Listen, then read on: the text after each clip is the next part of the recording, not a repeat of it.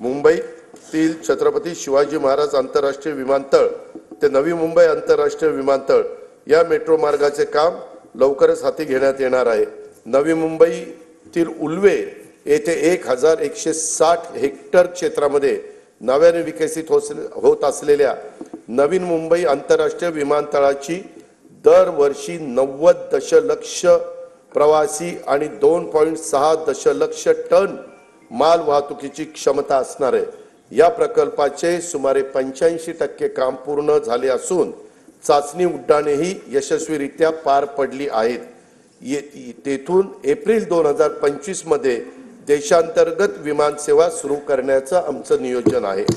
नागपूर येथील डॉक्टर बाबासाहेब आंबेडकर आंतरराष्ट्रीय विमानतळाचे खासगी सहभागातून श्रेणीवर्धन आणि आधुनिकीकरण करण्यात येत आहे।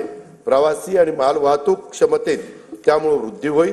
विदर्भाच्या सर्वांगीण आर्थिक विकासाला यामुळे चालना मिळेल। शिर्डी विमानतळाचा 1367 कोटी रुपये किमतीचा विकास कामांना मान्यता देण्यात आलेली आहे। ती कामे सुरू आहेत। सन 2021 मध्ये शिर्डी विमानतळाला प्रमुख विमानतळाचा दर्जा देखील प्राप्त झालेला आहे। नाईट लँडिंगची सुविधाही लवकरच सुरू करण्यात येणार आहे। अमरावतीमधील बेलोरा विमानतळाचे काम पूर्ण झाले असून तेथून 31 मार्च 2025 पासून प्रवासी सेवा सुरू करण्याचं आमचं नियोजन आहे। रत्नागिरी विमानतळासाठी 147 कोटी रुपये किमतीची कामे प्रगतीपथावर आहेत। गडचिरोली येथील नवीन विमानतळ सर्वेक्षण आणि अन्वेषणाची कामे ही सुरू केलेली आहेत। अकोला विमानतळाच्या विस्तारासाठी आवश्यक जो निधी लागेल तो उपलब्ध करून देण्यात येणार आहे। महाराष्ट्र राज्य मार्ग परिवहन महामंडळाच्या 6000 डिझेल बसेसचं रूपांतर CNG आणि LNG बसमध्ये करण्याची प्रक्रिया सुरू आहे। महामंडळाला नवीन बस खरेदीसाठी देखील शासनाकडून अर्थसहाय्य उपलब्ध करून देण्यात येणार आहे।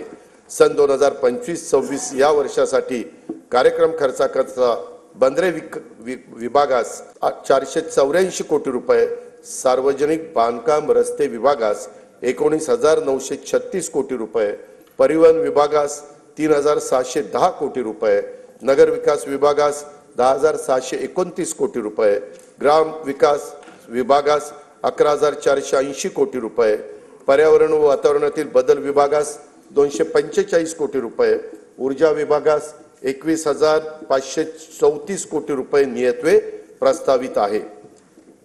अध्यक्ष महोदय,